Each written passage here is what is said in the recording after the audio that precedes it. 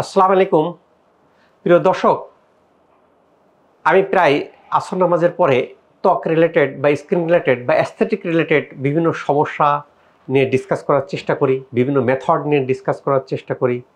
আজকে বিষয়টা micro needling কি, কিভাবে কাজ করে, কোন কোন ক্ষেত্রে কাজ করে বলার চেষ্টা করব। ওপেন পোর্স, আমরা ওপেন পোর্সের ক্ষেত্রে মাইক্রো নিডলিং ইউজ করা হয়। আমার এক্সপার্ট এটা শুরু করতেছেন। তার আগে বলে রাখি যে যত অ্যাস্থেটিক জগতে যত অ্যাডভান্স টেকনোলজি আছে সব ইউজ করা হয় শস্য স্কিন কেয়ারে। এটা যেটা দেখতে পাচ্ছেন সবচেয়ে latest high frequency focused ultrasound বা হাইফু যাদেরকে বলে সেই মেশিন।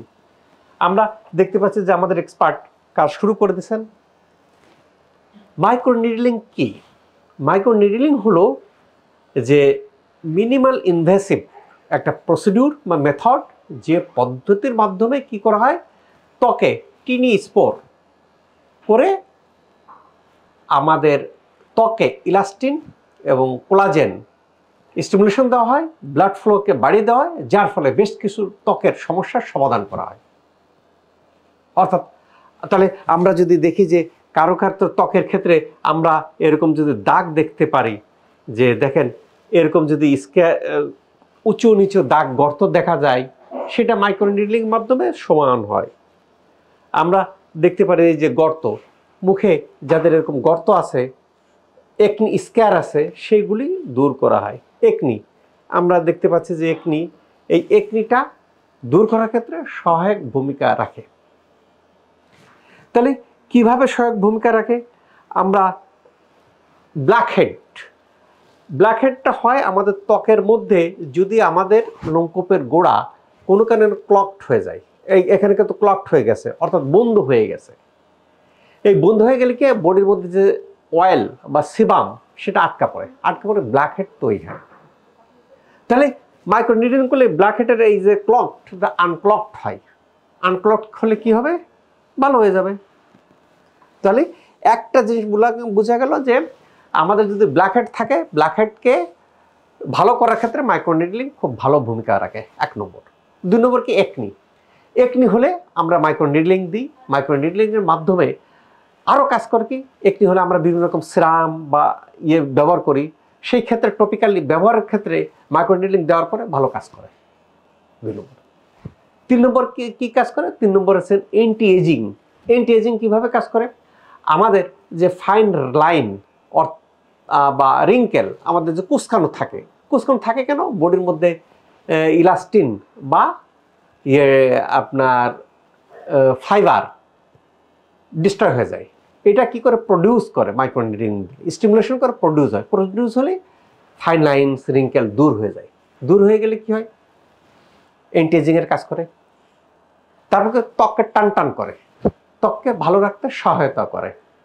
কাজেই আমরা যে পোর যদি লার্জ পোর দেখা যায়, লার্জ পোর দেখা দিলে অসুবিধা কি?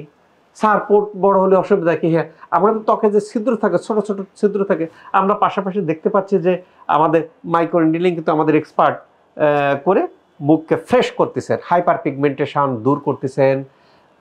লার্জ যে পোর আছে, পোর বড় হলে অসুবিধাটা হলো পোরের মধ্যে ডার্টি পদার্থ, অয়েল জমা হয়, বা আমরা ওই যে বলি যে এপিডার্মিসের মধ্যে যে কেরাটোসাইট 40 দিন পর মারা যায়, সেটা জমা হলে একনি, ব্ল্যাকহেডস, অনেক রকম সমস্যা হয়। কাজে এটাকে দূর করে দেয়।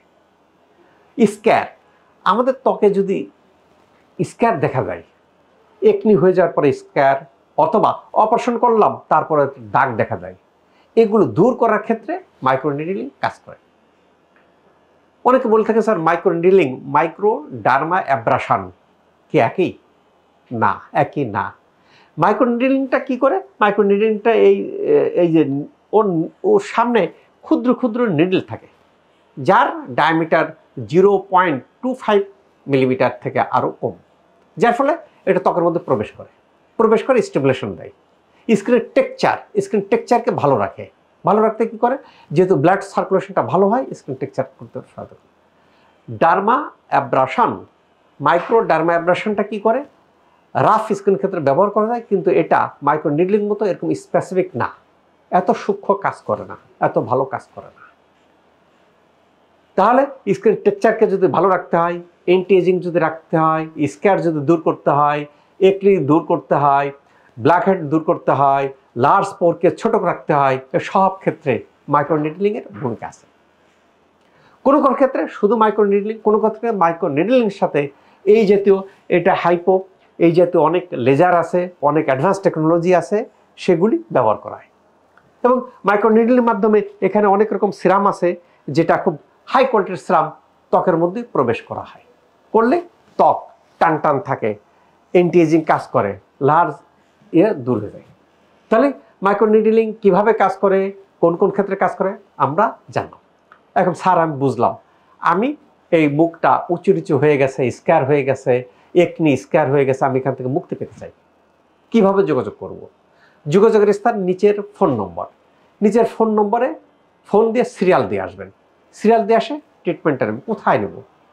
শশী হাসপাতালের স্কিন কেয়ার ইউনিটে নিলে ইনশাল্লাহ দেখবেন যে এই জাতীয় ত্বকের যত সমস্যা আছে সব ত্বক দাগ মুক্ত হয়ে, গর্ত মুক্ত হয়ে, ত্বক উঁচু নিচু মুক্ত হয়ে ফ্রেশ লাগবে, গ্লো করবে, অ্যান্টি এজিং করবে, ত্বক টান টান করবে। আল্লাহ তাআলা আমাদের সবার ত্বককে ভালো রাখুক এই প্রত্যাশায় আমি doctor S M Shahidul Islam.